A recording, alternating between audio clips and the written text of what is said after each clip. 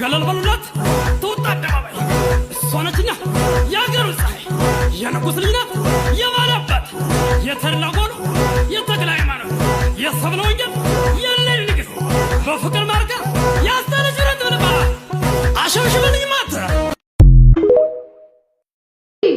ሩታ ትችልኝ በእናትሽ አታጨናንቅኝ። እሺ አንድ ነገር ተጨነቅ እንዴ ተው እንጂ አንድ ነገር ለምንድነው ነገሮችን ሁሉ ወደ ክፋት አትወሰጃቸው። እኔ ያደረኩት በቃ በሰላም ልጅቷን አረጋግጬ መናገር ነበረብኝ። ካንተ አረጋጋ የራሷ ጉዳይ ምን አገባው አንተ ስለሷ ይባላል።